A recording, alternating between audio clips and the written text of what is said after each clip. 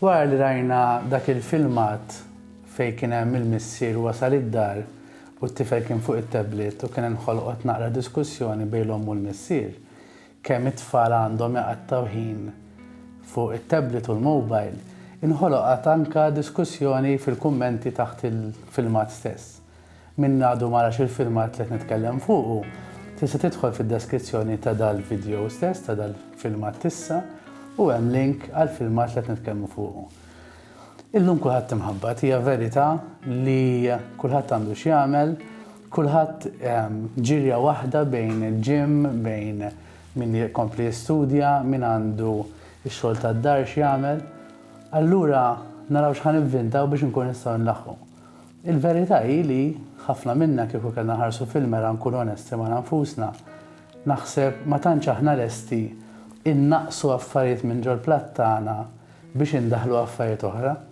Għan nispiċċaw f'sitwazzjoni fejn komplu nakkumulaw affarijiet fil-xedjul tagħna, fil-ġurnata tagħna u ma nlaħqux. Dik naħseb jiena waħda mill-problemi qed niltaqgħu magħha anke fid-djar tagħna llum.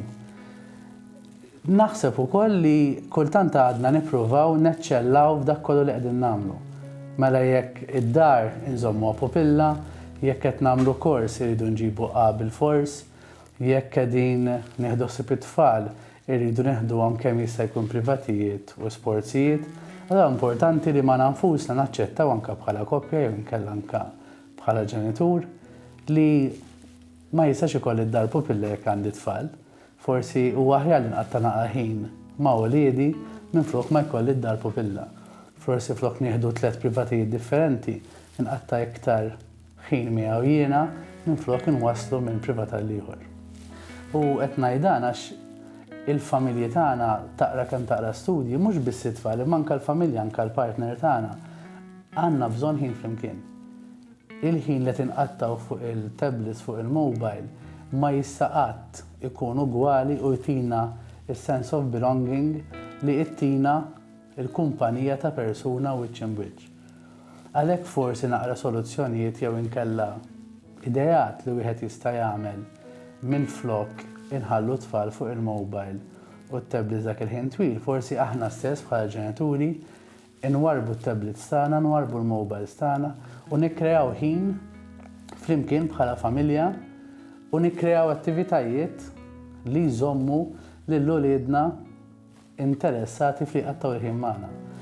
Nista' nimmaġini bħalissa meta jisma' il-filmat ħajajdlek imma jien naf kemm jgħajjat u jixer jekk ngħidu neħħi l-mobile. Il-verità hija li iktar ma jgħajjat u jixer, iktar qed jurik kemm sar il-problema. U kemm iktar għandek tiġġieled biex ma jqattax ħin jew ma tqattax daqshekk ħin fuq il-mobile jew it-tablet tiegħu. Jiġifieri llum anke naraw riċerki kbar mad-dinja kollha jgħidulek li tfal bejn sentej u 5 snin m'għandhomx jaqattaw iktar minn siegħa waħda kuljum screen time. Screen time ifisser quddiem television, laptop, tablet jew inkella mobile. Tfal kbar, tajjeb anke sal-età ta' 8 snin, m'għandhomx jaqattaw iktar minn satejn. U dawn bħall alkohol, ma tistax iġġorrhom kollha u ġġemmagħhom għall-weekend, jiġifieri ma jfissirx li għax mhux qed iqatta' siegħa kuljum jista' jqatta' 7 sigħat sħaħ nhar ta' Sibt biex inti tagħmel il-faxendi. Għalfejn qalu satejn, għalfejn qalu siegħa għax sar studji kbar u anke jqabbel il-moħħ fiżiku ta' tfal u tara d-differenza bejn moħħ ta' tifel jew tifla li tqatta' satejn fuq il-tablet tagħha u tifla jitqatta' inqas minn satejn. U tara kif qed jaffettwa anke l-iżvilupp tat-tfal tagħna. Kif jaffettwa l-iżvilupp tat-tfal tagħna? Hemm riċerka li tikkonferma li min qatta' ħin twil fuq it-tablet, ħin twil ifisser iktar minn satejn kuljum. Għandu iktar ċans li jibgħat minn obeżità, għandu iktar ċans li ma jorqodx sew bil-lejl, u hemm iktar ċans li ma jiżviluppax brata bħal ma jiżviluppaw il-ħbieb tiegħu. Dan għax anke studji li saru li qablu moħħ ta' tifel jew tifla li qatta' iktar minn satejn kuljum jikkumparawh anke ma' adult li juża kokaina. Hemm l-istess effett fuq il-moħħ. X'inhu l-effett fuq il-moħħ? L-lum il-Facebook, l-Instagram, il-lob li jilagħbu tfal illum il-ġurnata qiegħed maħluq apposta biex kemm jista' jkun iżommok fuq. Tajjeb, nafu kollha kemm aħna min qiegħed fuq Facebook mill-link għall-oħra u jispiċċaw jgħaddu sa dejqa skont taf kif għaddew. Allura inti qiegħed tissimula partijiet minn moħħok li qed itik pjaċir dak il-ħin u hemm iktar ċans li inti tiġi addict jew vvizzjat fuq it-teknoloġija li qed tuża, fuq il-logħba li qed jilgħab, fuq il-Facebook, fuq il-grupp li qed fuq. Għalhekk importanti ħafna li anke bħala familja nikkreaw ħin matul il-ġurnata tech-free hour, tech-free 30 minutes fejn waqt l-ikel nitfu t-television, nitfu il-laptops u l-mobiles, nitfawhom fil-ġemp, iva anke tagħna ġenituri u nużaw dik in-nofsija biex ninteraġixxu flimkien u nitkellmu bejnietna. Hemm min nofsija twila ħafna, allura jibda bi kwarta, u hemm min nofsija diġà jagħmilha allura ntellgħu għal siegħa. Imma li jkun hemm dak il-ħin fejn ħanoħorġu l-logħb differenti anke ma' teenagers mhux anke tfal żgħar biss u ħanqattaw ħin flimkien. Dak il-logħb ukoll ħajjejna u jgħin il-uliedna jkunu iktar kreattivi u jużaw moħħhom iktar b'mod attiv.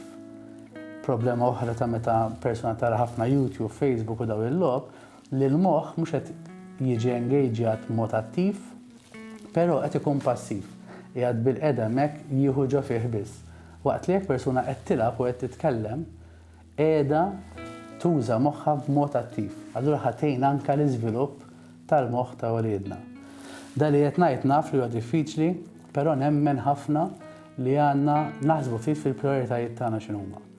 Illum il-ġurnata inti x'inhu l-iktar ħaġa importanti li jkollok id-dar nadifa, il-kċina popilla, jew inkella li it-tifel tiegħek, it-tifla tiegħek qed tiżviluppa b'mod san.